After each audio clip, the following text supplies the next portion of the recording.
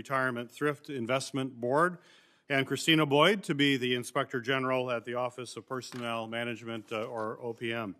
Certainly, I'd like to welcome each of you as well as your family members, and thank you for joining us here today. Congratulations on your nomination, and thank you for your willingness to serve your country in such an important role. Both the Office of Personnel Management and the Federal Retirement Thrift Investment Board provide critical services to public servants across the federal government, and they need independent, nonpartisan leadership to ensure government is working in the best interest of the American people.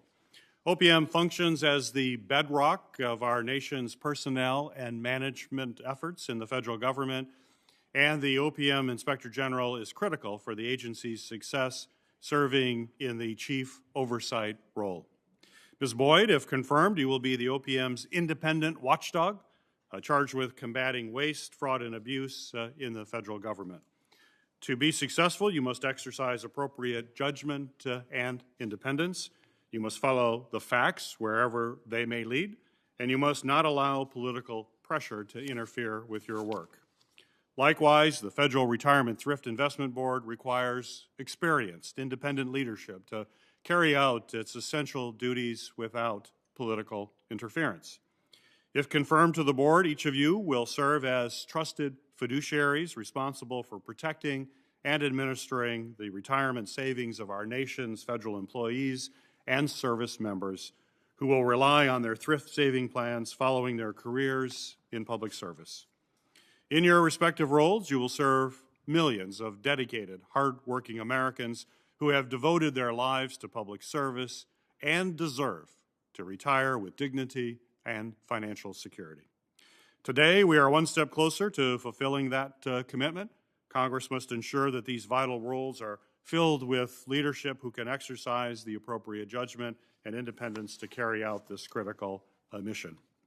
While all of these roles are all challenging under any circumstances, it is absolutely essential that we have a federal government that works efficiently and effectively as we work to continue recovering from the COVID-19 pandemic and meet our country's greatest needs. Today, I look forward to hearing more about the experience and qualifications of each of these nominees. Normally, Ranking Member Portman would have an opening comment. He's detained on some important business and will be joining us shortly. But in the meantime, we will continue to move forward. It is the practice of the Homeland Security and Governmental Affairs Committee to swear in witnesses. So if each of you will stand, Ms. Boyd here in person, and each of our nominees who are joining us virtually, if you would stand as well and raise your right hand. Do you swear the testimony you will give before this committee will be the truth, the whole truth, and nothing but the truth, so help you God? I do. I do. Each of our the folks joining us virtually have also said I do. You may be seated.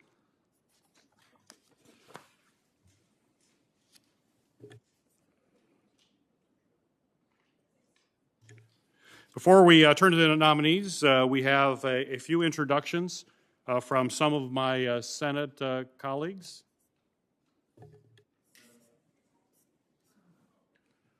First, we will have a video introduction from Senator Ben Ray Lujan, who will introduce Javier Saade. Play the video from Senator Lujan.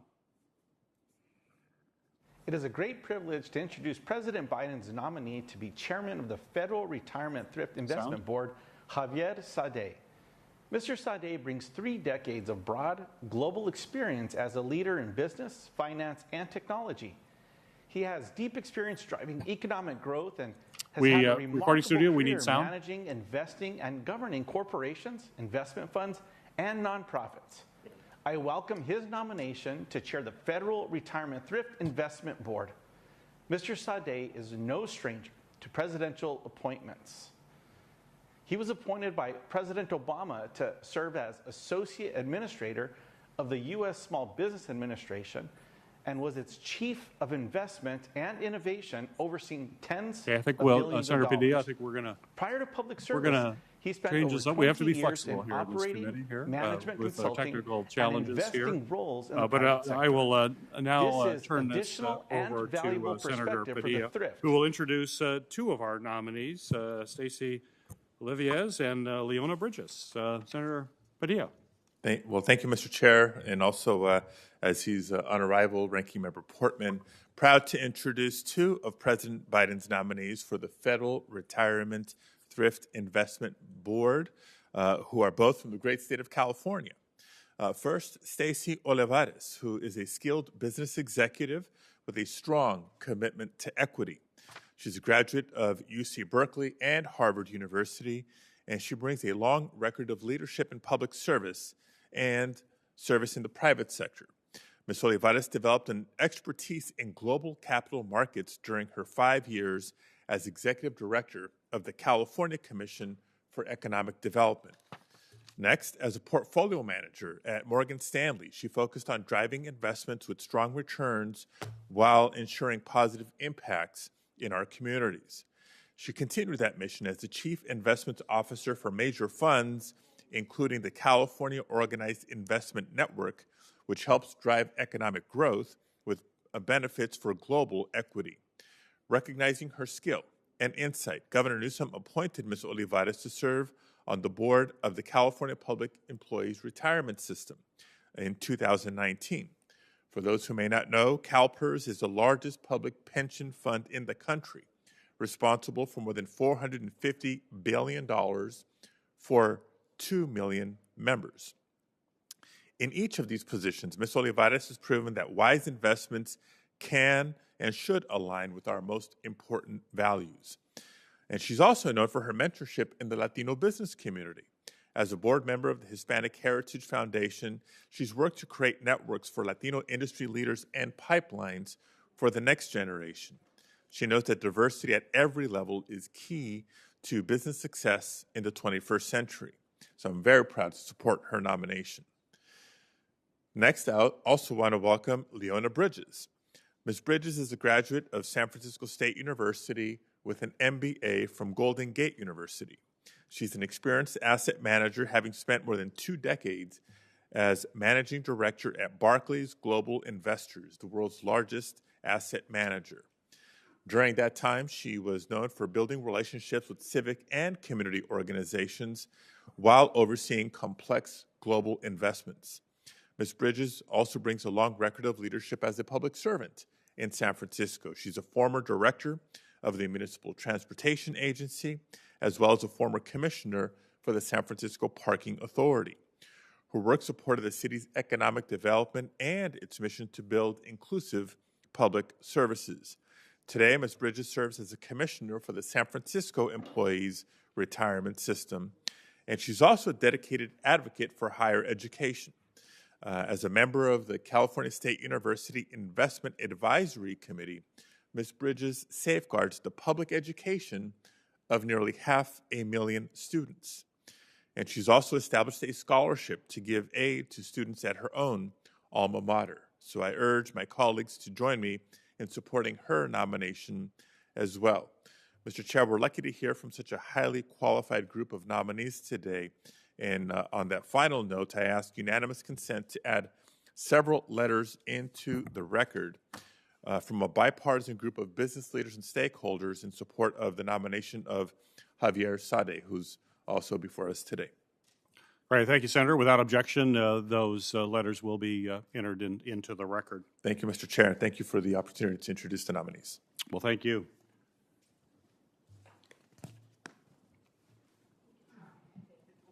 I think we'll try again before we get to you, Ms. Boyd, that you're here. Thank you. But we'll try one more to see if it works with Senator Lujan's introduction.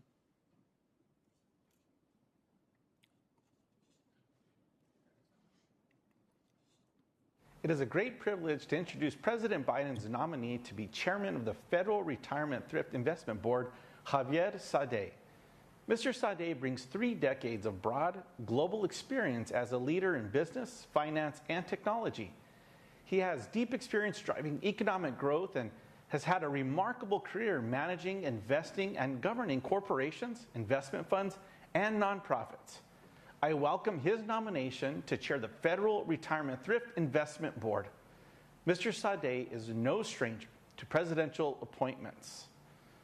He was appointed by President Obama to serve as Associate Administrator of the U.S. Small Business Administration and was its Chief of Investment and Innovation, overseeing tens of billions of dollars.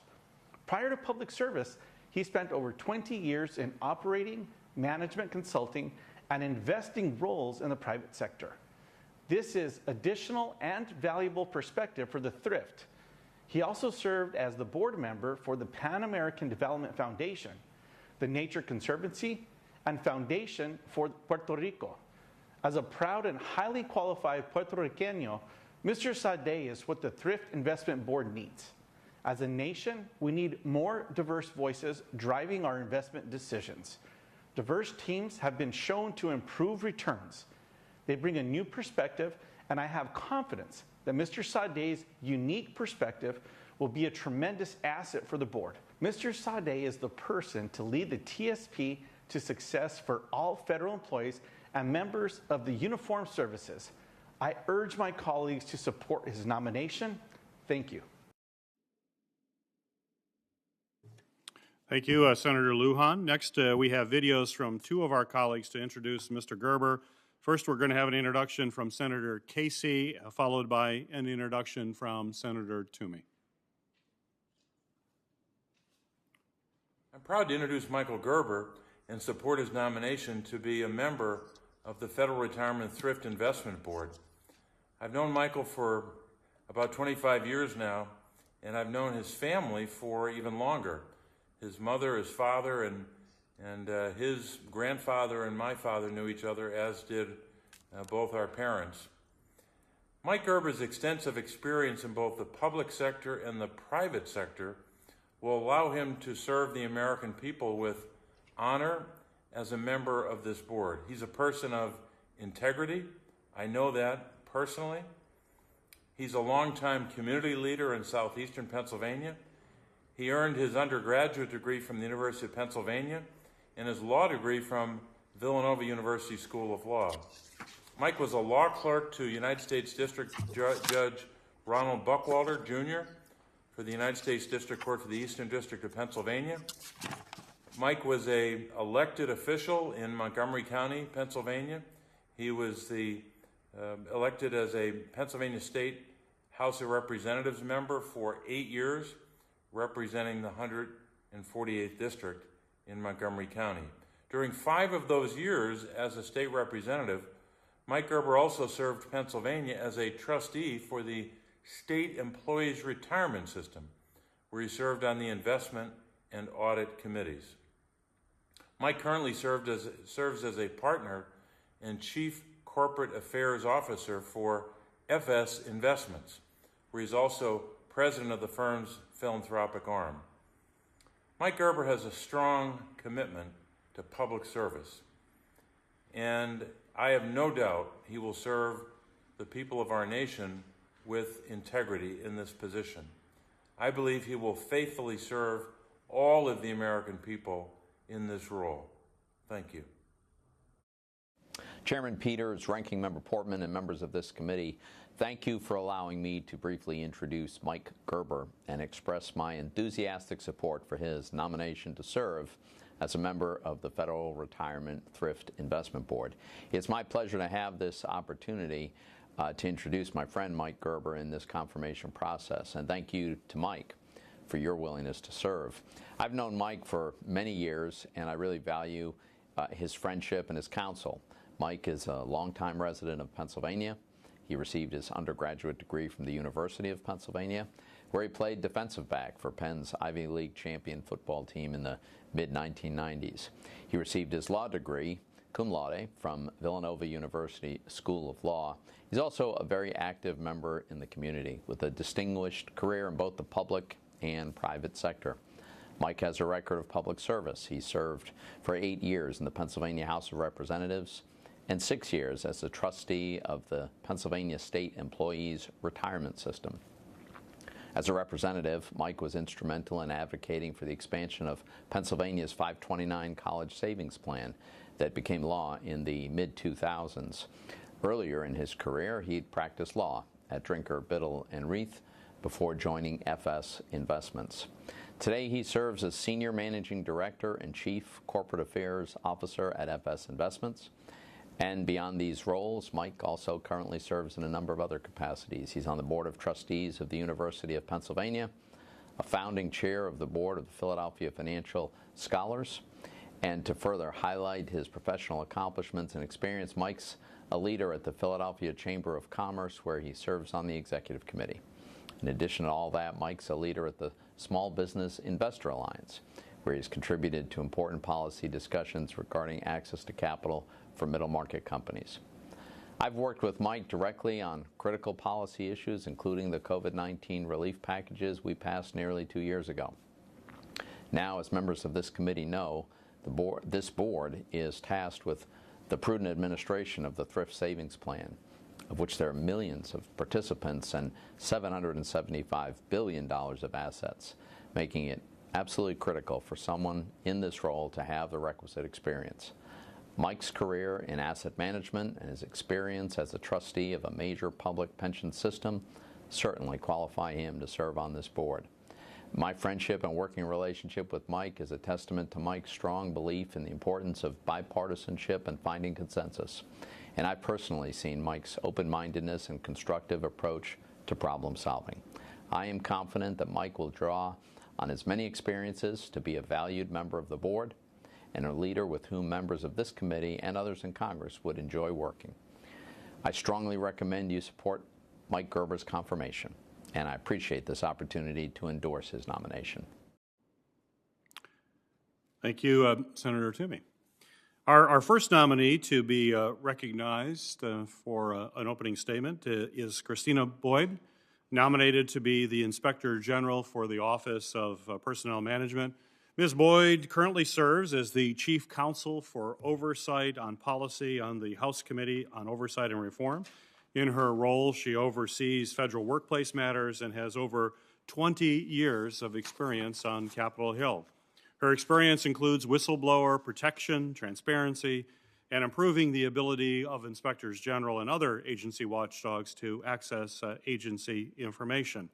Ms. Boyd, I understand this is a special day for you, not just because you are testifying before a nomination hearing, but it's also your birthday. So happy birthday.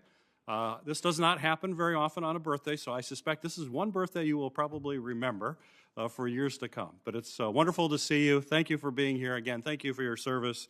You may proceed with your opening remarks. Thank you, Mr. Chairman.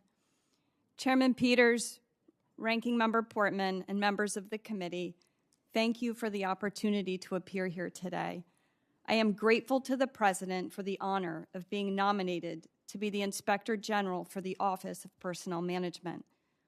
Today, I am joined by my husband, Thomas, who has been an unwavering source of loving support, and my sister, Kelly, who, along with my family in South Carolina, Florida, and Louisiana, has always encouraged me in my career and my life.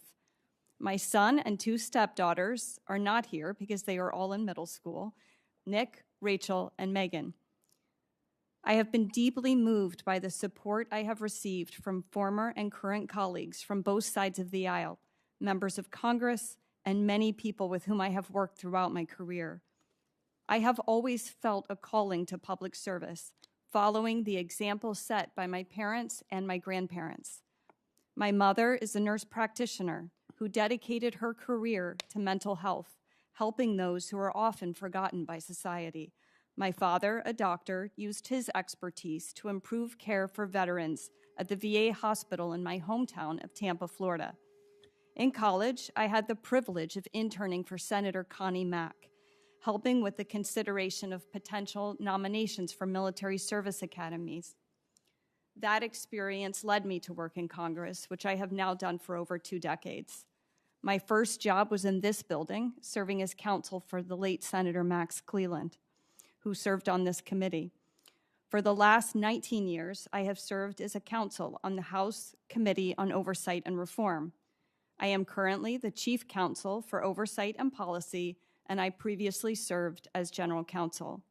My work for the committee has been focused on uncovering waste, fraud, and abuse in government, as well as enacting policy reforms to make government more accountable and effective. I have led and managed many bipartisan investigations into issues such as wasteful spending, misconduct by government employees, whistleblower retaliation, and agency mismanagement. One recent investigation led to a defense contractor repaying the government over $16 million, as well as the implementation of reforms at the Department of Defense. I have extensive experience working on good government reforms, including legislation enacted with bipartisan partnership from this committee.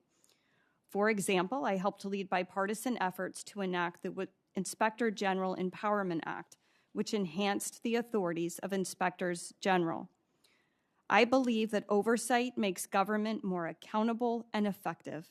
I believe that oversight of OPM is particularly important because the agency sets policies and administers benefits for millions of federal employees and retirees. The success of OPM drives the success of the entire federal government. Federal employees, including those at OPM, come to government out of a calling to public service, foregoing what for many would be higher pay in the private sector. These employees, as well as American taxpayers, deserve to have an agency and a government that functions effectively and efficiently. If confirmed, one of my top priorities would be conducting rigorous oversight of OPM's information technology modernization and cybersecurity efforts. Issues related to OPM's outdated IT systems are a common thread throughout recent work by the OPM Office of the Inspector General, as well as the Government Accountability Office. Another one of my top priorities, if confirmed, would be to press OPM to address the nearly 400 open recommendations from the OPM OIG that are over 6 months old. I have had the opportunity to work with IGs regularly throughout my career.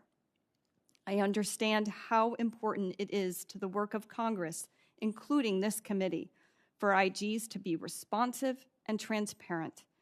If confirmed, I commit to working with each of you to ensure that I understand your priorities and the biggest challenges facing OPM.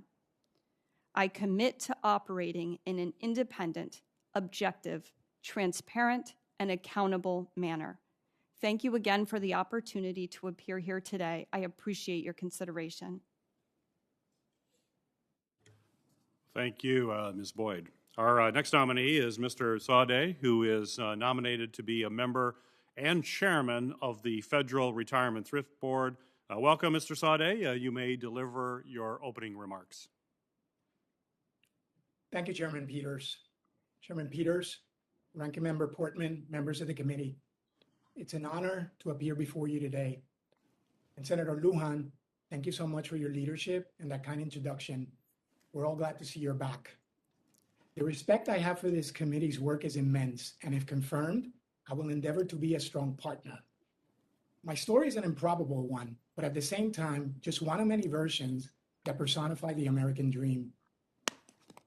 I was born and raised in Puerto Rico, and my background is a melting pot.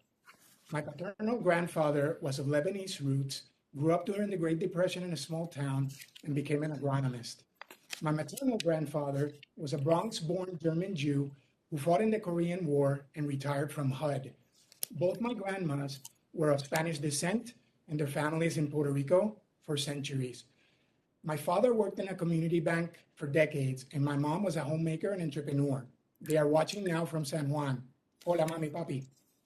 I'll say hello to the most amazing partner one can hope for, my wife, a successful entrepreneur, and as a daughter of the American Revolution, strongly supportive of my willingness to serve. Patriotism literally runs through her blood. Thank you, Lori. And let me also say hello to my family in Indiana, Kentucky, Texas, Florida, New York, and Puerto Rico. My multicultural background and diverse influences have shaped my perspective, and they continue to. My first job at McDonald's taught me the value of hard work. I started my career supervising a manufacturing operation at Abbott Labs, which launched me on a trajectory of which I'm grateful for every day. My professional arc includes management consulting at Booz Allen and Hamilton and McKinsey and Company, 2 master's degrees, 1 in operations and technology from the Illinois Institute of Technology, and 1 an MBA from Harvard. Investment roles at several firms, including at Bridgewater Associates, and in the public sector as SBA's Associate Administrator of Investment and Innovation, where I oversaw tens of billions of dollars in a fiduciary position of public trust. Currently, I am managing partner at Impact Master Holdings and venture partner at Fenway Summer. Fenway Summer invests in high-growth companies. Several of them are worth billions of dollars. Impact Master works with organizations creating values-driven value. Over the last 7 years, I've served on the boards of trustees of the Pan American Development Foundation and the Nature Conservancy, and the boards of directors of Foundation for Puerto Rico, Porch Group, Inc., GP Funding, Inc., and SVF Investment Corp. I also held seats on the Global Advisory Board of DocuSign, Corporate Responsibility Board of Univision, and Board of Advisors of Harvard's Rock Center. Many of these are fiduciary, governance, and stewardship roles akin to the one we have been nominated to today. I also served as a member of the transition team focused on the Department of Treasury. A dignified and secure retirement is one of the pillars of society after a lifetime of work. The FRTIB is a remarkable organization, and its fund, the Thrift Savings Plan, for almost 40 years has been a model for retirement plans around the world. I believe I have the experience, qualifications, and demeanor to serve in this capacity and fulfill my fiduciary duties. You are all beneficiaries of the $800 billion TSP, as am I. And along with 6.5 million former and current civil servants and members of the military. The Thrift is a fiduciary instrumentality. This makes it unique. Board members serve as fiduciaries that act solely in the interest of TSP participants and beneficiaries. The law requires the board to develop investment options that provide with prudent vehicles suitable for accumulating retirement funds. As you know, the agency receives no appropriations. Participants pay for expenses, and they happen to be some of the lowest in the world. Responsibility to govern the Thrift is shared among all board members equally. The chairman plays a role amongst board members, coordinates board operations, and is the focal point of communications between the board, staff, and external stakeholders. The independence and clear focus of the Thrift defines and guides the board's governance role. Discharging our fiduciary duties impartially, objectively, and devoid of political considerations is embedded in the Thrift's mission and statute, and I intend to fulfill it with integrity and professionalism. Serving in our country is an honor, and if confirmed, I look forward to this responsibility. Working with this committee is a privilege. I appreciate your service, the time you're giving us today, and as you consider our nominations. Thank you, and I look forward to your questions. Thank you, Mr. Saade. Our next nominee is Dana Billyou. Ms. Billyou, you currently serves as the Executive Director of the National Association of State Retirement Administrators. As Executive Director, part of her work includes managing funds for investment oversight, operational and strategic planning, and fiduciary and governance issues. Prior to her role on the board, Ms. Billyou served 8 years at the Nevada Public Employees Retirement System as the operation officer for the system, which oversees benefit administration. If confirmed, she will enter her 3rd term on the Federal Retirement Thrift Investment Board. Ms. Billyou, welcome. You are now recognized for your opening remarks. Good morning, Chairman Peters and Ranking Member Portman and members of the committee. I am honored to be considered by the committee for the role as a member of the Federal Retirement Thrift Investment Board. It is a privilege to be nominated. I spent the better part of my working career dedicated to supporting retirement security for the nation's public servants at the local, state, and federal levels. I've been blessed in the opportunity to work for those who serve us all as teachers, firefighters, police, the military, and more. Much of my career has been spent working as a fiduciary in the context of retirement plans, and I do not take this responsibility lightly. I began my focus on retirement security as general counsel to the Nevada retirement system within the Nevada Attorney General's office. From there, I did move to the retirement system itself as the operations officer responsible for daily administration of benefits and contributions on behalf of the members of the system, and completed my career at Nevada PERS as the executive officer, a position I held for 10 years before moving to the private sector. In each of these capacities, I was a fiduciary held to the duty of unwavering loyalty to the beneficiaries of the pension trusts. I continue my efforts in policy related to retirement security through my current role as the executive director of the National Association of State Retirement Administrators, and I am on the board of other retirement and benefits organizations such as the National Institute of Retirement Security and the Public Employees Board of the International Foundation of Employee Benefit Plans. First and foremost, the core of my effort and attention has been on strong fiduciary oversight for all variations of retirement plans, including the FRTIB. It is with the utmost care, thought, and commitment I will perform the duties and obligations of a member of the FRTIB. I look forward to answering the committee's questions, and if fortunate enough to be confirmed, I pledge to fulfill my fiduciary obligations to the members of the Thrift Savings Plan to the very best of my ability. Thank you. Thank you. Our next nominee is Leona Bridges. Ms. Bridges, welcome. You're recognized for your opening comments. Thank you and good morning. Thank you, Chairman Peters, Senator Portman, and distinguished members of the committee. I am honored to appear virtually among so many dedicated public servants as a nominee to the Federal Retirement Thrift Investment Board. I want to thank you for your time this morning. I am deeply honored and humbled by the confidence that President Biden has shown in me with this nomination. I would like to take this opportunity to thank my mother, Thelma Bridges, my siblings, church family, extended family members, friends, and colleagues for their unconditional love and support, many of whom are tuned in this morning.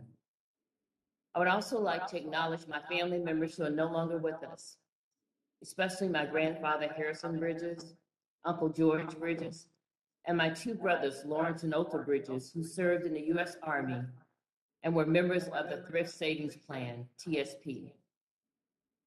I want to acknowledge their support, and I'm grateful for the inspiration they instilled in me to always strive to be my best. I am one of 8 children raised with modest means, so I truly understand the meaning of perseverance and sacrifice because we trusted God with His grace and mercy. As you know, the FRTIB was established to provide guidance and oversight for the Thrift Savings Plan. This plan provides the ability to federal employees and members of the uniformed services to save for retirement. If confirmed, I look forward to working with fellow board members, staff, and participants in continuing to fulfill the core mission of the FRTIB. I believe I was nominated for this important post due to my extensive financial services background and pension fund experience. I spent over 20 years in asset management with Barclays Global Investors, acquired by BlackRock in 2009, serving pension funds globally. The majority of BGI's clients were large institutional investors, such as defined benefit and defined contribution plans, foundations, and endowments. BGI had served as an investment manager for TSP since 1988, and we took our responsibilities very seriously for the management of the retirement assets of the federal workforce. I was a member of the client service team for TSP as it related to securities lending. I worked closely with the client service team to provide data, performance attribution, and information related to BGI's unparalleled risk management capabilities, proprietary technology, and stringent management processes for the securities lending program.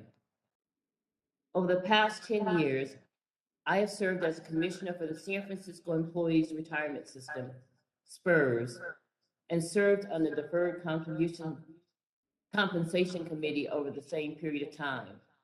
During my tenure with SPURS, I have served as a president of the board, chair of the investment committee, and Chair of the Deferred Compensation Committee, and Chair of the Operations Committee.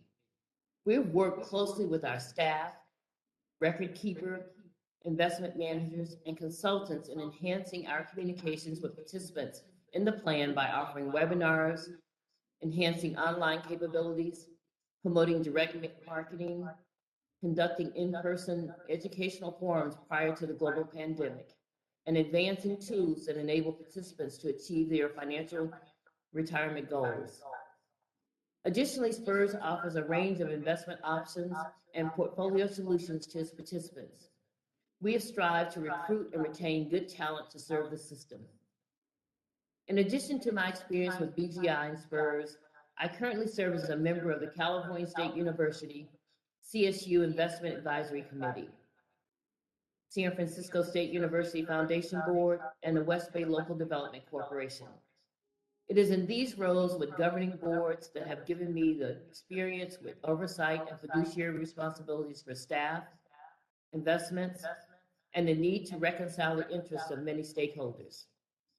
I developed a broad background in the financial services industry when moving from the private sector to the public sector. It has been a rewarding experience for me. I believe that my experience from the private and public sectors in the financial services industry have equipped me to make a positive contribution to the Federal Retirement Thrift Investment Board. If confirmed, I look forward to working with members of this committee, the entire Congress, fellow board members, and staff in helping to strengthen the FRTIB to maintain its core mission. Thank you again for the opportunity to appear before you today. I'm happy to take questions at this time. Thank you, Ms. Bridges. Our next nominee is Michael Gerber. Welcome, Mr. Gerber. You may proceed with your opening remarks. Well, thank you, Chairman Peters, Ranking Member Portman, and the rest of the committee for the opportunity to appear before you today as a nominee for the Federal Retirement Thrift Investment Board. Thank you also to your staffs for their courtesies and engagement in this process. I'd also like to thank my home state senators, Senators Casey and Toomey, for their friendship, support, and their kind words today. Most importantly, I'd like to thank my wife, Jessica, and our 3 children, Ben, Sam, and Allie, and my in-laws and my late parents for their support over the years. I'm grateful President Biden placed his trust in me to serve alongside my esteemed fellow nominees and on behalf of the participants and beneficiaries of the Thrift Savings Plan. I look forward to answering your questions today and appreciate time to share a few thoughts right now. Congress established FRTIB to provide guidance and oversight for the TSP, the primary retirement savings vehicle for federal employees and members of the uniformed services. I believe the President and his administration nominated me for the board because of my experience serving as a board member for the Pennsylvania State Employees Retirement System, as a trustee of the University of Pennsylvania, and a board member in both nonprofit and corporate settings. My experience as a lawyer, legislator, and partner in 2 investment firms, as well as my education, also may have factored into the administration's decision. During my tenure as a SERS board member, I had fiduciary oversight for both a defined contribution and a defined benefit plan. Both plans are available to thousands of public employees and their beneficiaries. At SERS, I served on audit, hiring, and investment committees responsible for various matters, such as setting investment policies, selecting outside managers and other vendors, and evaluating and hiring staff. My professional experience in asset management, both as a lawyer and as a partner in 2 investment firms, also contributes to the insights and judgment I hope to bring to the board. In these roles, I have been involved with traditional and alternative asset management strategies and have managed legal, compliance, human resources, public policy, investor relations, communications, and other matters. I've also overseen my firm's diversity, equity, and inclusion efforts, our committee responsible for environmental, social, and governance policy, and our foundation work, where we have prioritized supporting organizations focused on financial literacy, social equity, and driving diversity and inclusion within the asset management industry. If confirmed, I would draw on all of these experiences to ensure FIRDIP staff has the human, financial, and technological resources needed to run the TSP effectively. I would also keep a keen eye on managing costs, protecting data, and providing participants and beneficiaries with effective communication, education, and customer service. Finally, I would ensure the TSP offers investments that meet Congress's requirements and help participants and beneficiaries retire with dignity. I hope to have the opportunity to work with my fellow nominees as members of the board and with all of you to ensure TSP fulfills its promises to participants and beneficiaries. I'd be happy to answer any questions you may have or hear your thoughts regarding the priorities for FIRDIP. I want to conclude as I began by saying thank you. Thank you for your service to our country, and thank you for the opportunity to appear before you today. Well, thank you, Mr. Gerber. Our final nominee is Stacey Olivares. Welcome. You may proceed with your opening remarks.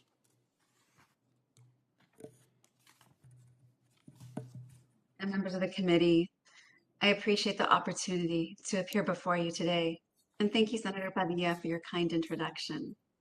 I'm deeply grateful to President Biden for nominating me for this important role, and to you and your dedicated committee staffers for considering my nomination. As my kids begin their school day here in Southern California, I'd first like to thank their teachers for their unwavering dedication to provide an excellent education during the pandemic. To my family, friends, and colleagues, thank you for believing in me. If the journey feels long, it's because some of you have been patiently listening to me talk about financial access and security since I became a bank teller at age 16. Thankfully, these conversations on financial access and security have evolved over the years. Beyond the teller window, the scale and scope of my work has expanded from transactions that were at most in the thousands of dollars and limited to one bank branch, to leading the advisory board of California's then $1.7 trillion economy, a $29 billion investment fund for the insurance industry, and most recently, as a trustee of CalPERS, serving more than 2 million participants as a fiduciary of their $500 billion pension fund. Senators, I appreciate the significance of your roles in the confirmation process. The members of the Federal Retirement Thrift Investment Board are fiduciaries for the retirement funds of 6.5 million participants and their beneficiaries. In the many conversations I've had on financial access and security over the years, there's one area of finance that almost everyone over the age of 40 cares about: retirement. And the Thrift Savings Plan is a hallmark retirement program because it is cost efficient, simple, and helping federal employees earn competitive returns on their investments. If confirmed, it would be an honor to serve the American people by working with the Federal Retirement Thrift Investment Board as a fiduciary of the Thrift Savings Plan and for the sole benefit of its participants and beneficiaries. Thank you again for the opportunity to appear before you today. I welcome your questions. Thank you, Ms. Olivares. There are 3 questions that the committee asks of every nominee, and I'm going to ask each of you to respond just with a yes or no. And we'll go in order. We're going to start with Ms. Boyd, who's here, and then we'll have Mr. Saade, Ms. Billyou, Ms. Bridges, Mr. Gerber, and Ms. Olivares. So if, we'll go in that order. And the first question is there anything you are aware of in your background that might present a conflict of interest with the duties of the office for which you have been nominated? No, Mr. Chairman. No, Mr. Chairman. No, Mr. Chairman. No, Mr. Chairman. No, Mr. Chairman.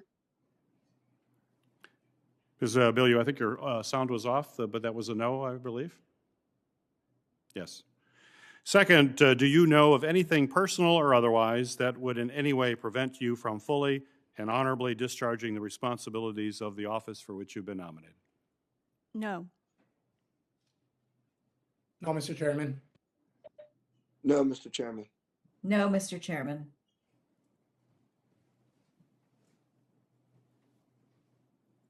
No, Mr. Chairman.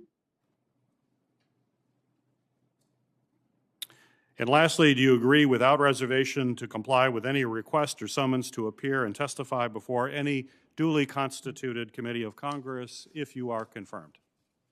Yes, Mr. Chairman. Yes, Mr. Chairman. Yes, Mr. Chairman. Mr. Chairman. Yes, Mr. Chairman. Yes, Mr. Chairman. Great. Well, thank you. Ms. Boyd, OPM has not had a Senate-confirmed IG since 2016. It's been a long time, which is unfortunately currently the second longest IG vacancy across the entire federal government. So my question to you is, what in your experience has prepared you to take on this incredible challenge of coming into a position that has had such a prolonged vacancy? Mr. Chairman, I appreciate this question. A vacancy of this length of time is a challenge for any office. I know that you've played a leadership role in identifying the challenges related to vacancies in IG offices, along with Ranking Member Portman and other members of the committee. IG vacancies is an issue that I have worked on in the Oversight Committee, and I'm aware of the challenges it can present. Everything I've seen shows that the OPM, Office of the Inspector General, is operating at the highest professional level and turning out excellent work under the leadership of Deputy IG Burt Vint. But for any office with a vacancy that goes on that long, there can be challenges related to long-term strategic planning. And that's something that if I were confirmed, I would, work with the OIG staff to identify whether there are areas related to long-term strategic planning that could be improved to really help the office move forward. And a special consideration that comes with the OPM OIG is that prior to the vacancy, the previous IG had served for a very long time, very honorably. And having a long period of continuity followed by a period of vacancy can present its own challenges. And so I would want to work with the OIG staff. Having been on the Oversight Committee, I have been through many transitions, and I understand that transitions are hard. And I really am sensitive to that and would want to really identify what it is that the OIG staff need. Right, thank you. The Federal Retirement Thrift Investment Board plays an absolutely critical role in communicating with the Thrift Savings Plan participants. That includes 1.3 million men and women serving in our military, and to help them understand their investment options and make sound investment decisions. Mr. Saade, this question is for you. What will you do as chairman of the board to improve financial literacy among participants, as well as improve the customer service experience for each and every one of them? Thank you, Mr. Chairman. All of the items that you touched are actually part of the board's fiduciary duty. Financial literacy, education, clear communications. And now that we're in the 21st century, using the very best technology to achieve that. I believe that the agency has made a significant amount of strides on this front, but improvement is continuous. And one of the things I would focus on, if confirmed, would be getting up to speed as quickly as possible on all aspects of our fiduciary duties, including this, and working with my fellow board members to ensure that all of the participants and beneficiaries have all the tools available so that they can educate themselves and make the best investment decisions. Well, thank you. I'm going to ask our other board nominees the same question. We'll start with Ms. Billyou. How will you leverage your experience to improve financial literacy among all thrift saving plan beneficiaries? Again, we'll start with Ms. Billyou, then Mr. Bridges, Mr. Gerber, and then Ms. Olivares. Ms. Billyou. Thank you, Mr. Chairman. As a current member of the Federal Retirement Thrift Investment Board, I've been given the opportunity to watch the agency mature in its role as a provider of information to their members and beneficiaries, and in fact have seen a broad expansion of those channels of delivery of services as the agency becomes more technologically savvy. And I'm excited to say that we have an opportunity for growth there as well when we move to a new we're moving to a new record-keeping system with a new vendor, I believe, sometime early this year. And when we do that, one of the opportunities will be for a mobile app for the TSP members, not unlike a banking app that you have. And so that's another way that we'll be doing outreach to our members. It's important that we communicate with members in the fashion that they want to be communicated with, and that's what the TSP has been doing. And through our oversight as the board, we have been providing the opportunities through the budgetary process to allow that. I'm very excited about it, and I look forward to seeing that improve even more as we go forward with this new group of trustees, if we're all confirmed. Thank you, Ms. Bridges. Fellow nominees, I am not as familiar with the current platform, but I will strive to educate myself and understand all the processes that they have, including the new platform that they're bringing on.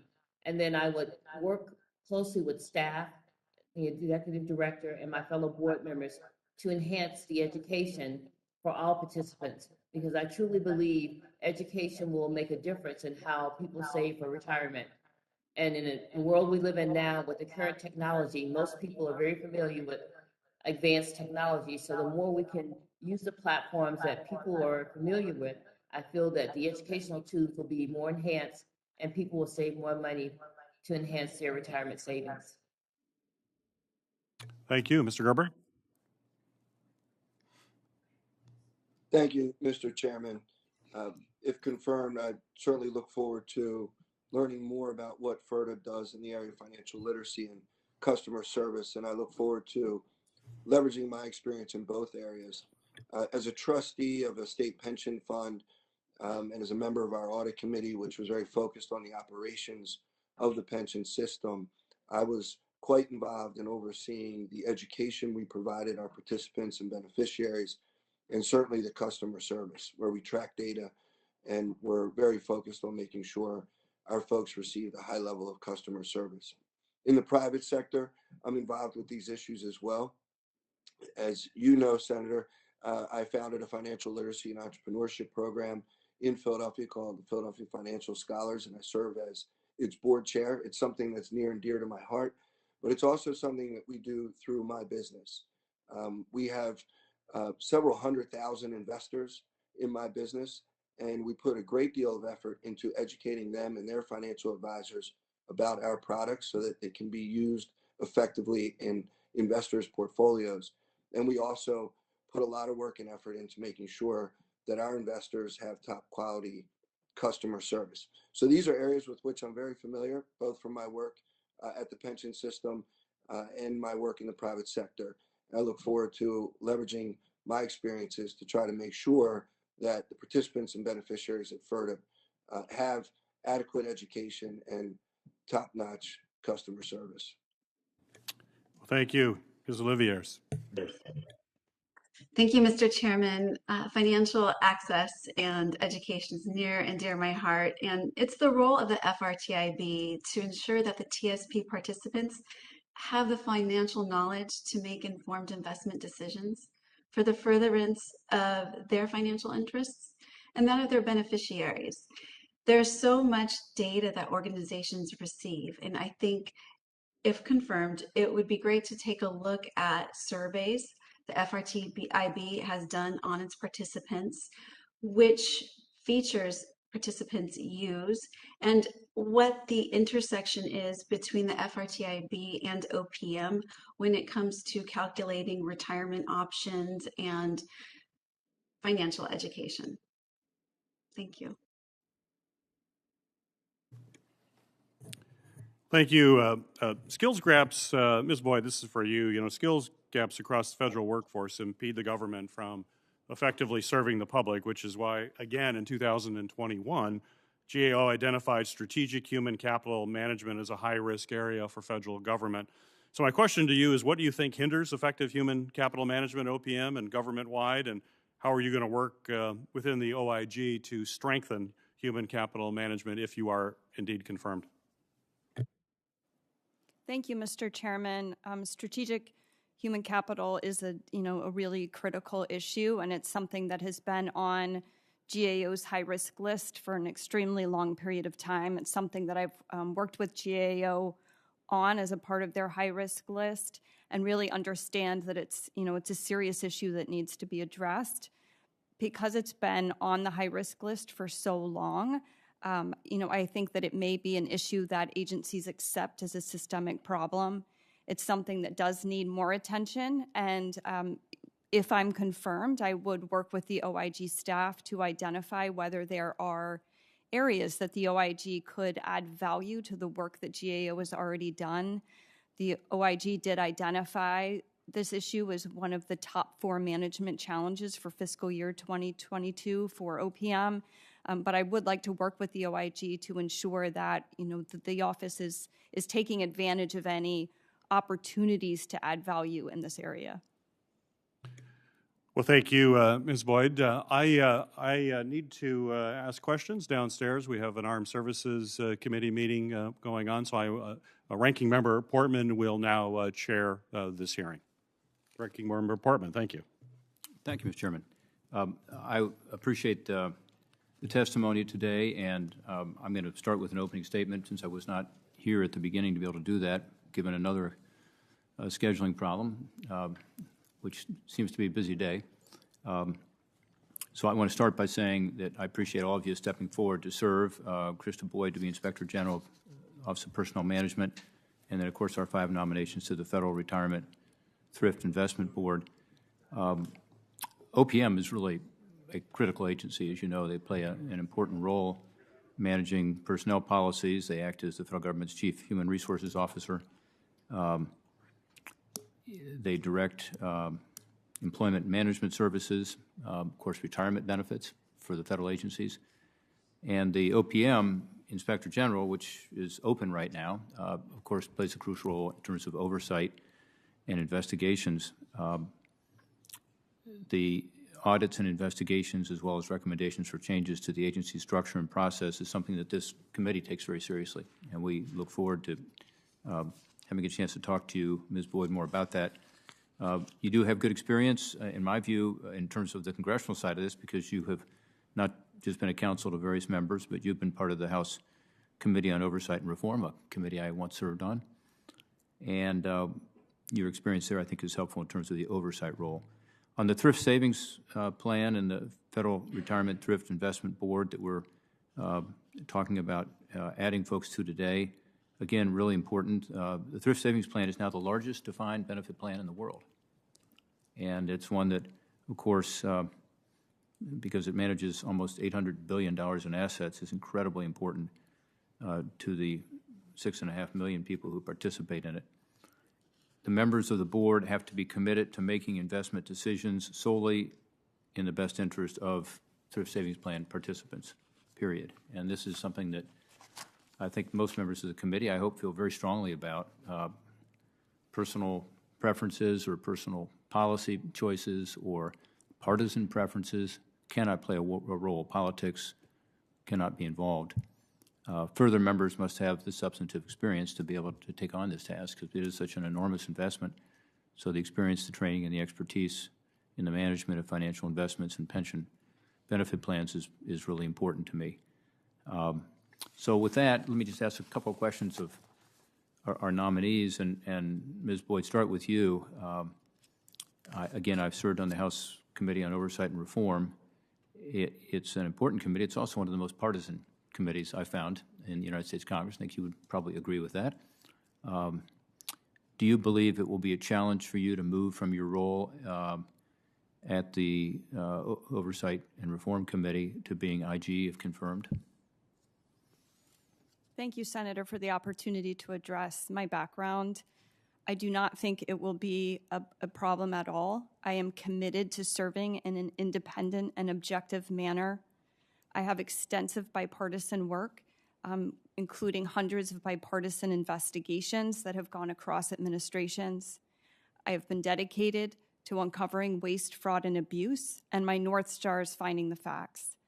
I also have extensive bipartisan policy work, and I think all of that background will enable me and help me, in serving independently. I also have worked extensively with inspectors general, and I understand very well the role that inspectors general play in serving independently to really conduct strong oversight, and that oversight's especially needed at OPM. So I commit to serving independently. Mm-hmm. Well, let me follow up on that. You mentioned the important role the IGs play, and I agree with you in preventing waste, fraud, and abuse. I would like your commitment today that if confirmed, you will be willing to and eager to even work with members of both sides of the aisle in pursuing these waste, fraud, and abuse and efficiency efforts.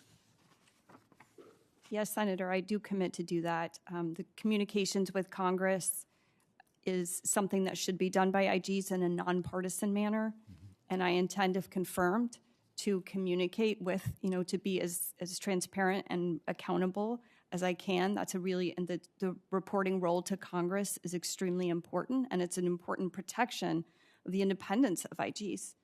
So I absolutely commit to communicating with Congress in a nonpartisan manner. Forget partisanship, as one of my colleagues used to say. The other party are our adversaries. The Senate is our enemy.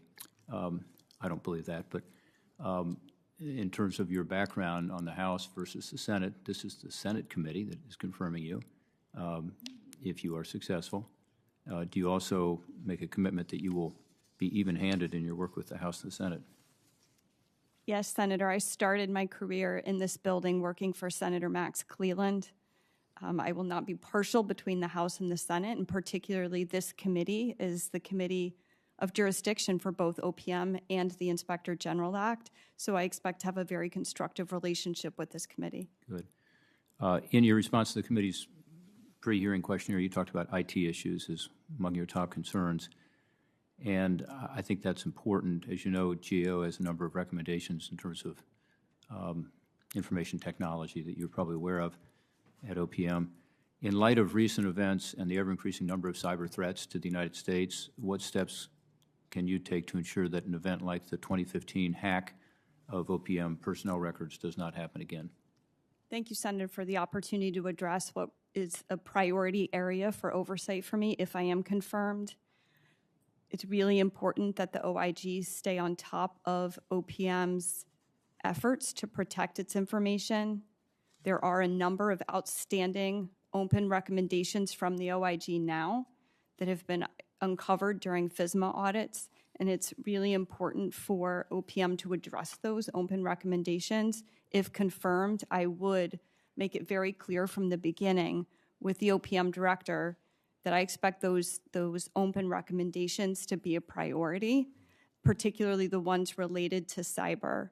And especially as OPM's implementing modernization efforts, it's really important that the agency be leading first with security. And so that's something I would want to work with the OIG, if confirmed, to ensure that there's strong oversight happening of OPM's efforts to ensure that they are leading first with security. Yeah, I think it's important. I think it should be an example for other agencies. And as you know, we're going through a FSMA reform process right now in Congress to try to deal with the unfortunate reality that most agencies are not up to speed, and that their cyber hygiene, as is said, is inadequate. And it's really scary for people because their personal information could be accessible as it was in 2015. By the way, there's also open recommendations from GAO that I hope you will also look at. In terms of the thrift savings nominees today, we have, again, a lot of people with good experience. I appreciate that. Mr. Saade, as you know, and this won't surprise you, I share the concerns other committee members have expressed about your social media activity. I do acknowledge the letter that you sent to Senator Peters and myself, which I received today, where you expressed regret for the content and the tone of your tweets. But, you know, these are concerning and really partisan. And as an example, one of your tweets includes a meme that equates Republicans with fascists. Another refers to Republicans in the House as dinosaurs that will be thrown into the trash bin of history, end quote. And there are, unfortunately, numerous others. In light of these, I have concerns about your judgment and discretion and whether you would be able to uphold your fiduciary duty if confirmed to act in the best interests of TSP participants. And as I said earlier, you know, this is not a political job in any sense. There's no room for partisanship or politics in terms of investments. In my view, that ought to be sacrosanct, and I hope this committee would uphold that. So in light of your statements, can you tell us how both members of the Congress here can feel sure that you're going to honor this fiduciary responsibility? Thank you, Senator Portman. As you mentioned, the Thrift Board is nonpartisan and has always been and will continue to be because it is a fiduciary. It was in the wisdom of Congress how it set it up in 1986 that there is no room for partisan actions of any sort. And that independence and kind of fiduciary focus prescribed by statute defines the board's activities. I do want to address any concerns with my past use of Twitter. I read tweets and retweets that contain statements characterizing others in partisan or other unkind terms. And I recognize that there have been instances, very few instances, where my social media use could have been more respectful and nuanced. But we all come with opinions to any job, and I cannot overstate that my personal beliefs or views have never clouded my responsibilities at any job I've held over the last 30 years, and I'm not about to start now. Across all my experiences, and as you know, the vast majority of my 30 years, except for the time I spent in the Obama administration, I've been in the private sector, where I've worked with people across the political spectrum, every ideology. All of them would describe me as easy to work with, a good listener, sense of pragmatist. And if confirmed, I commit to you, to the entire committee, to all members of Congress, and more importantly, to the 6.5 million participants, of which we're all in, is that I will discharge my fiduciary duties as I have in other organizations, impartially, objectively, and divorced from any political considerations of any sort. Thank you for the question. Thank you, Mr. Saade. We talked in the phone call that we had regarding another part of the fiduciary responsibility, which is that this is a job where I hope all of you agree your responsibility is to increase the investments for people's retirement, and that maximizing those gains is the role, and not advancing social goals. In March 2017, you had a blog post on Huffington Post. I'm sure you're aware of this. You suggested that large institutional investors should look beyond shareholder value and work instead to increase social good. You specifically praised BlackRock and its ESG goals, because the top priority would not be maximizing gains for those TSP participants. This could result in reduced growth for Americans who rely on these TSP funds for their retirement. How do you ensure that any ESG activity within TSP will maximize returns?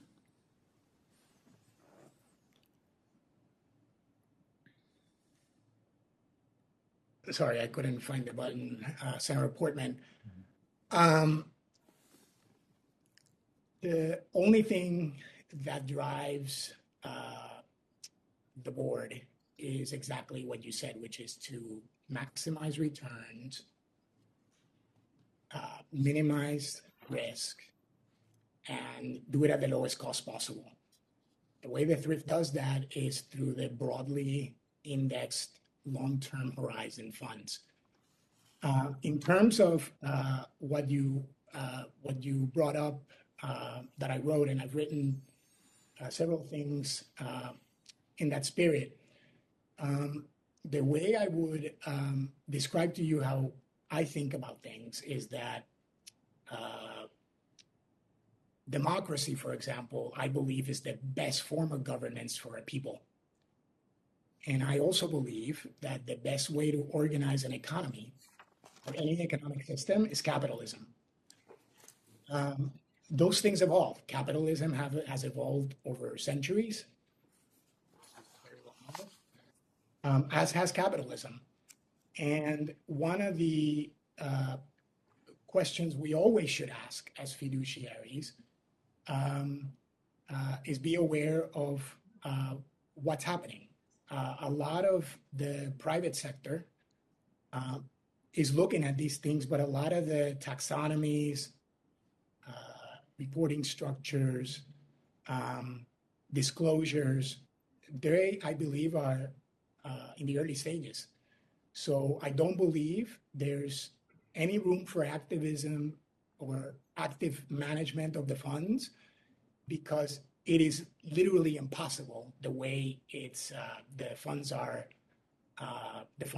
structured by statute. Okay. Well, thank you very much for those responses. It is a concern, as you know. To the other members other nominees who have stepped up to serve, thank you. I, again, appreciate your experience and your qualifications. Ms. Billyou, Ms. Bridges, Ms. Olivares, and Mr. Gerber.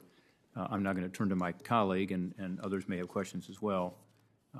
But again, I appreciate your willingness to step forward to serve in a really important role for our federal employees and for our economy.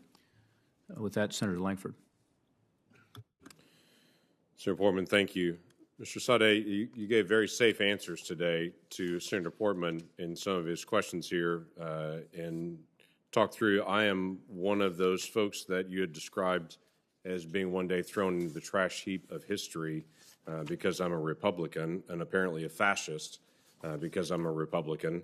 And you gave a nice, safe answer on it in talking about capitalism. But I do have some concerns because you are dealing with millions of people that are federal workers and their investments and the decisions based on those investments. When it wasn't just a 2017 article that you've written on these issues, you've also written just in 2020, you wrote that the current path is not sustainable for society, the productive use of private property and capital in a competitive market. And then you said capitalism is the problem here. And your very clear statement was a reboot of capitalism. Can you describe to me, before you deal with the investment decisions of millions of federal workers, what do you mean by a reboot of capitalism? Thank you, Senator Langford. The answer I gave Senator Portman, I don't believe is a safe answer. I think is the actual answer. Throughout my career, 30-year career, my ideas or my personal views have always been subordinate to duties to the organization. And as you have seen throughout my career, I have been in profit-making, investment, operating, and governance roles. I acknowledge, though, that I am aware of things that are happening writ large not only in the investment world, but in our country. And some of what I write is none of what I write is dispositive or definitive. It's just my perspective as to us staying abreast of the things that are happening. Look, the private sector, back to the a lot of these questions, the private sector all of it is looking at this on its own. The Investment Company Institute, it's this roundtable. These are not charities. These are the most iconic companies in the United States, emblems of our capitalist Right. system. I'm not asking about those companies. I'm asking about a specific perspective. And the reason I ask this is very specific. Federal workers at their retirement are counting on individuals with a fiduciary responsibility to be able to handle their funds in a way that they can manage retirement, not based on political goals. Right now, the primary entity that's actually running all of our federal retirements is BlackRock. I don't know of a more activist investor group than is BlackRock. They are the primary on the F fund, the C fund, the S fund. If I go through and look for the actual investments that they're doing, if I take the top investments in the C fund, it's Apple, Microsoft, Amazon, Alphabet, that's Google, Tesla, Meta, that's Facebook, Berkshire Hathaway. It's all kind of managed by BlackRock. And while there's this perspective to be able to say we're going to stay out of politics, my simple question to you, are we really trying to be able to stay out of politics, even currently in those funds? And what are we looking for? So let me just ask you a frank question. If there's a recommendation to be able to take on an oil and gas stock, to say that's a wise investment for federal employees, would you agree to be able to take on an oil and gas stock? It's probably worth a little bit of explanation as to how those funds actually work. They're passively managed, which means that they represent the economy as a whole in whatever asset class you are exposed to. So when the Congress set this up in 1986, the constituent parts of the C fund, for example, were the biggest companies then. Most of the biggest companies now didn't even exist in the 80s and 90s. So I'm aware. It's a straightforward question here. Would you invest in a fund that also includes oil and gas? The C fund includes oil and gas. I'm not asking what exists. Would you? I'm looking towards the future. If you were to be on this, would you recommend that? You're talking about my personal investment, or are you talking about what I would recommend? No, I'm talking about what you'd recommend as a fiduciary for federal employees. The Thrift is a fiduciary, and being exposed to every part of our economy, including oil and gas, is the right thing to do, which is what the C fund does today. Yes. Thank you. I do need to ask some questions to our IG, Mrs. Boyd. Thanks for being here. Thanks for your work already that you've done on this. When I talk to federal employees, when they reach retirement, they're nervous as they reach retirement because they don't know how quickly it's going to actually begin, because OPM has been such a disaster in helping our federal employees actually transition into retirement. It takes months at times when they're exposed. If they get on the phone and call someone at OPM, 2/3 of those calls go to a busy signal or they're not answered. That's an enormous problem for those federal employees as they reach retirement. They have served often for decades, sometimes in several different agencies, and then they reach this retirement fund, and literally the federal government that they've served now doesn't serve them or becomes the problem on it.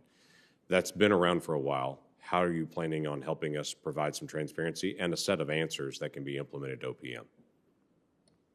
Thank you, Senator, for the opportunity to address this issue.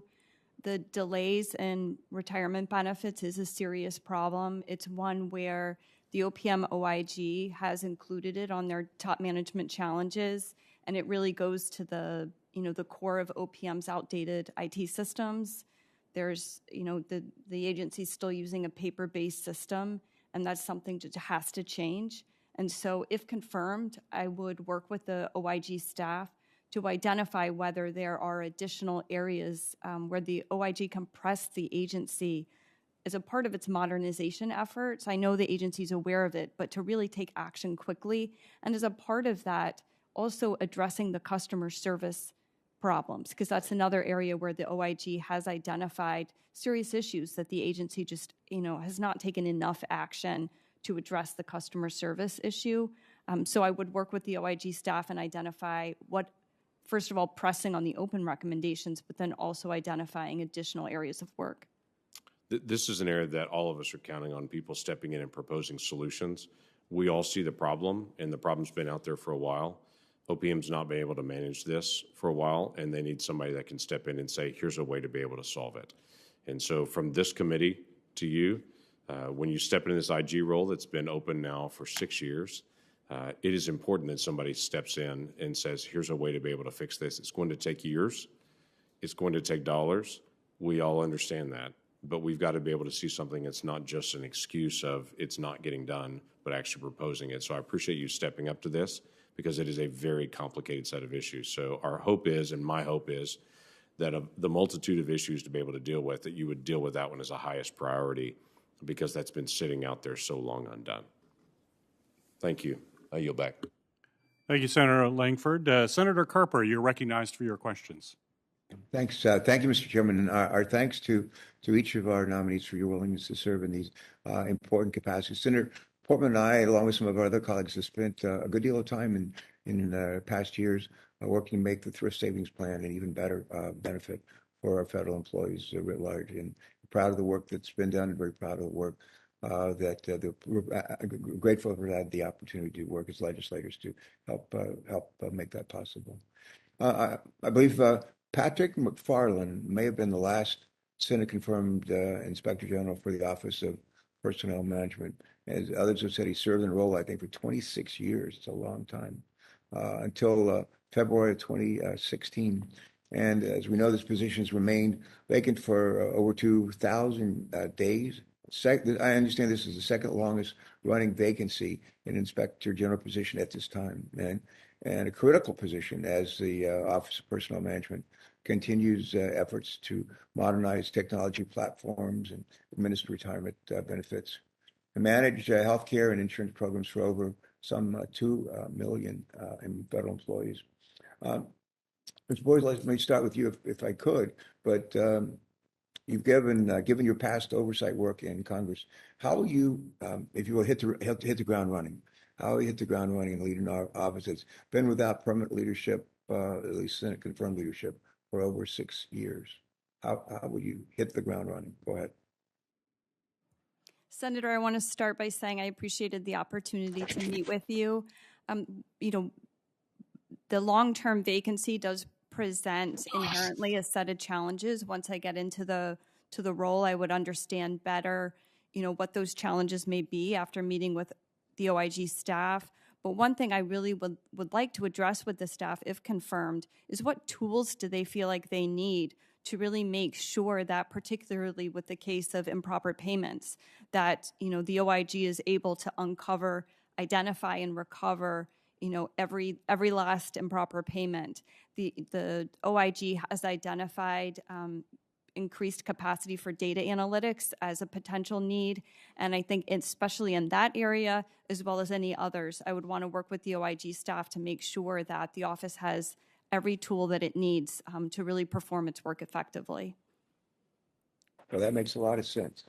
I'm going to follow up on that question and for the record, but thank you for that initial response. Mr. Saade, Mr. Saade, are you there?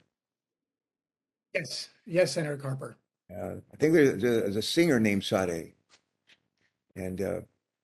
but she's a woman, and you're clearly a man, and I understand you've been nominated for this work, and I have a question, actually a question for you and also for Ms. Bridges, Mr. Gerber, and Ms. Olivares.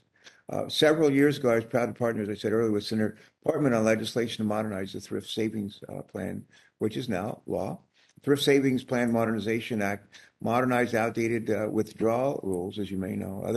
Our intent was to incentivize federal employees to retain money in the plan upon separation from federal services by giving folks additional options to manage their investment. And it confirmed, what action will you take to ensure that the Thrift Savings Plan remains a competitive investment option and retirement savings plan for federal employees who have separated from federal service? And Mr. Saade, you go first, please. Thank you for the question, Senator Carper. I'll answer the first part with a personal anecdote and the rest with what fiduciary dictates along with this great legislation. I actually moved money into the TSP after I left. That's how good I think it is. It's efficient, it is simple, it is clear, and it is extremely well managed by the board. And I hope that that will continue with the new board. In terms of giving the ability to participants and beneficiaries through different vehicles to retain their funds there, to invest as much as possible while we're in the government. I need to get more educated on these issues and look forward to working with the staff. But this is all part of the duty of the board, is to ensure that the very best information and literacy is available to the users of the plan so that they can make the best decisions. All right, thanks for that response. Ms. Bridges, same question. If confirmed, what action will you take to ensure that the Thrift Savings Plan remains a competitive investment option and retirement savings plan for federal employees who have separated from federal service?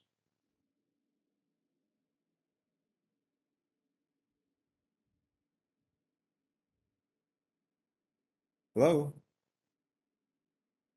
Can you hear me okay? I look forward to hearing more about the TSP special offerings. If confirmed, I will view it as an important part of my fiduciary duty to ensure I help keep TSP as one of the best plans in the country for federal for the federal employees and the federal workforce. All right, anything else you want to add to that? No, I would just say, from a personal perspective, I think it is important to make sure that we educate and make sure that the financial literacy is available for employees. And so as part of that, as part of our fiduciary duties, if confirmed, I'd work with the staff to make sure that we provide all the tools necessary to maintain the system and to promote investments by participants. All right, I'm going to probably ask you to follow up in writing with some questions for the record, but thank you for that response. Same question, if I could, for Mr. Gerber. Senator, good to see you, and thank Nice you. to see you. Thank you. I agree with you, Senator. It's important that the TSP remains a competitive retirement savings plan on par with private sector offerings. And in the short time that I've had some exposure to the board, I'm already doing my best to learn about the plan and about the services provided. And certainly, if confirmed, we'll dig in to better understand what we could do as fiduciaries to ensure that this is one of the best plans, if not the best plan in the world. In my view, our federal employees and people in uniform services deserve that. And I'll certainly draw on my experience as a public pension fund trustee and person from the asset management industry to ensure that from an education, customer service, and investment offerings perspective and technology perspective, that we are at least on par with what's happening in the private sector, so that folks really do view the TSP as a valuable option for them, and it works effectively to help them retire with dignity. Thanks for that response. Last person I want to ask respond to the same question, Ms. Olivares, please.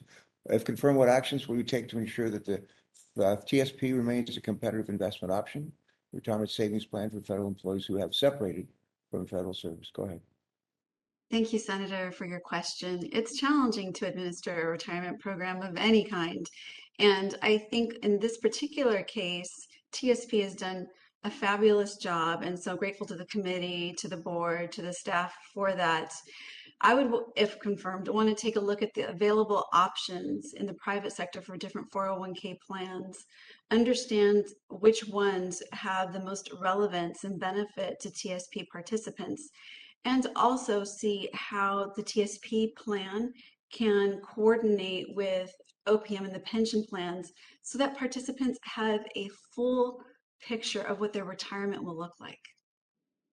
Great. Well, I'm grateful to each of you for your willingness to take on these responsibilities. I think we're lucky that you've stepped forward to serve, And we thank you for your appearance today. I think that's it for me. And I'll yield back. I don't have anything to yield back, but if I did, I would. Thank you. Thank you, Senator Carper. Senator Rosen, you are recognized for your questions. Well, thank you, Chairman Peters, Ranking Member Portman, and I especially want to thank the nominees for being here today, and of course, always for your willingness to serve. And I want to focus a little bit on our federal IT issues that we have, because OPM's role in recruiting federal workers is just so important. And one of this committee's most important areas of focus is recruiting and retaining high quality federal workforce, especially in the areas of IT, of cybersecurity, other science and technology fields, and OPM has a really important role to play here. So Chairman Peters, of course, referenced the skills gap across the federal government, and in particular, the Government Accountability Office found that OPM had missed opportunities to better use data that would improve our hiring practices. So Ms. Boyd, does the Inspector General have a role to play in ensuring that OPM improves its practices for, of course, collecting data, using that data to improve hiring, recruitment, and really important issue, retaining those federal employees? And if confirmed, how would you hold OPM accountable for its efforts to enhance the federal IT workforce, which we know we so sorely need? Senator, thank you for the opportunity to address this issue. It is an area of need that the OPM OIG has identified as a part of the top management challenges that the OIG issued. IT was one of the top 4 challenges, and contained within that was the challenges that OPM faces with skills gaps related to cybersecurity. It's an area where the OIG has pointed out that the new Chief Information Officer at OPM has said that this would be a priority, as well as that of the OPM Director. If confirmed, I would work with the OIG to ensure that the office continues to press, that I continue to press OPM to address this issue, because if there aren't the staff in place, if there aren't employees to make the changes that are needed to protect OPM sensitive information, if they aren't there, then it won't get done. And this really is it's a critical area, because not only are there gaps, but it's also that staff that are hired don't always stay for long periods of time. So this is a really important issue, and one that I will work on if confirmed. Well, I appreciate, because as Ranking Member Portman mentioned, IT modernization, of course, goes hand in hand. You need the trained workers, skilled workers to do the job, but you also have to improve your IT systems. Generally, that needs all kinds of folks. So last month, the Government Accountability Office issued a report that examined OPM's modernization of its financial system. In particular, GAO found that OPM has not adopted leading practices for estimating costs and schedule or ensuring cybersecurity. So again, Ms. Boyd, in your current role on the House Oversight Committee, I'm sure you know that IT modernization and cybersecurity in general are issues across all federal agencies. And so what is your understanding of OPM's progress at modernizing its legacy IT systems? And if confirmed to this role, be charged with preventing fraud, waste, and abuse, how would you ensure that OPM's efforts to modernize its IT systems are effective and achieving the cost savings that we desire? Thank you, Senator. Vigilant oversight of OPM's IT modernization efforts is one of my top priorities if confirmed. The GAO report that just came out was very concerning and identified a number of very serious problems. OPM, I know, is taking advantage of the Technology Modernization Fund, and as OPM implements its modernization efforts, it's really critical that the OIG conduct very strong oversight.